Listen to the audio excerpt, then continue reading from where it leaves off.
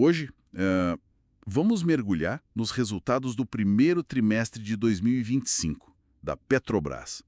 Temos aqui a apresentação oficial de desempenho deles. Isso. E a ideia é, assim, ir além do óbvio, né? Conectar os pontos, operação, finanças, estratégia. Exato. Ver os pontos fortes, o que precisa de atenção. E tentar antecipar um pouco o que vem por aí. Vamos lá. Com certeza.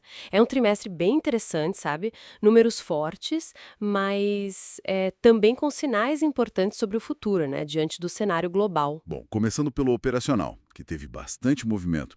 A produção total de óleo e gás, olha só, subiu 5,4% em relação ao fim de 2024. Chegou a quanto? Bateu 2,77 milhões de barris de óleo equivalente por dia. É um número forte. Bastante forte. E tivemos marcos importantes, certo? A entrada em produção do FPSO Almirante Tamandaré, lá em Búzios. Aquela unidade gigante, flutuante, né? Exatamente.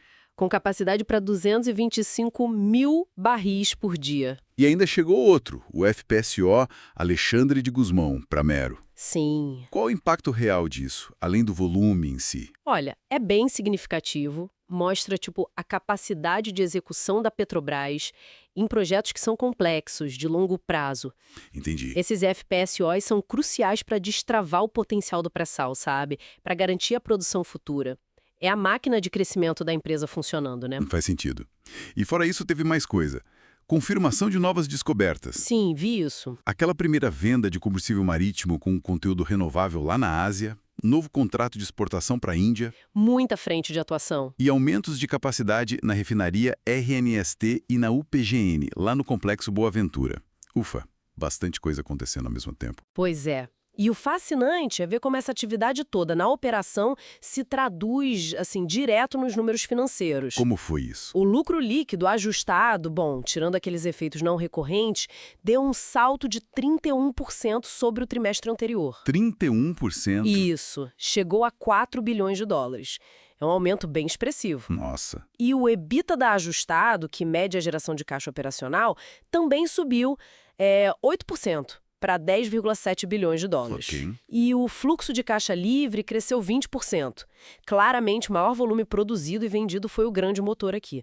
Um ponto positivo, claro, né? Sem dúvida. Mas nem tudo é linear, né? Você falou do lucro ajustado, mas o resultado final mesmo, ele sentiu o efeito da variação cambial, não foi? Exatamente. Sentiu sim. Mostra uma certa vulnerabilidade. Talvez. É um lembrete de que fatores macroeconômicos externos pesam bastante.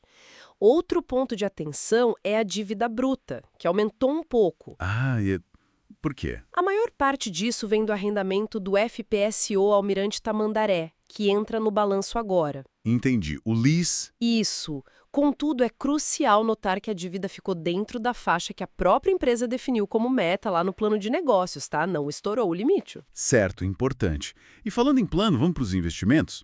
O CAPEX, né? O investimento em bens de capital, ficou em 4,5 bilhões de dólares no trimestre. Sim. A diretoria já tinha meio que avisado que não seria no mesmo ritmo do fim de 2024.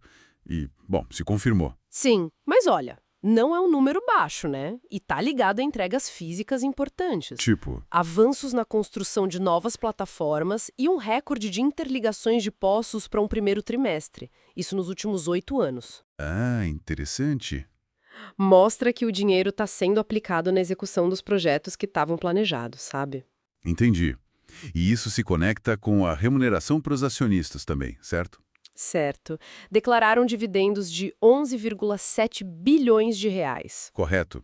Seguiram a política de remuneração deles. É a empresa mostrando que está executando o plano e, ao mesmo tempo, retornando parte do valor gerado para os sócios. Ok. Agora, o interessante é olhar para frente.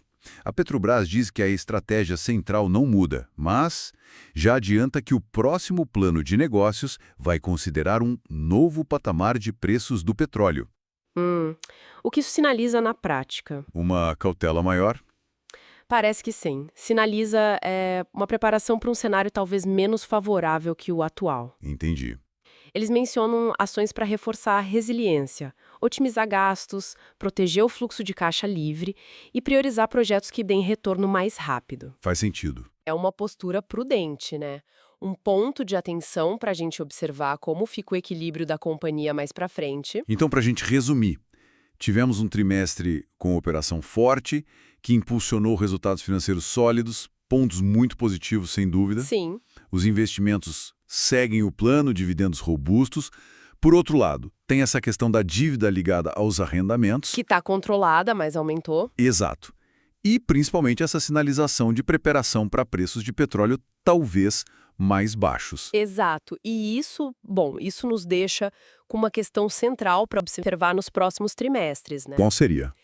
Como a Petrobras vai equilibrar essa necessidade de continuar investindo pesado nesses grandes projetos que são de capital intensivo? Sim, uma reflexão importante para quem acompanha a empresa, sem dúvida.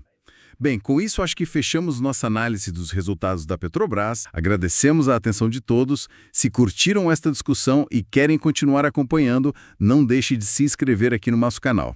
Até a próxima!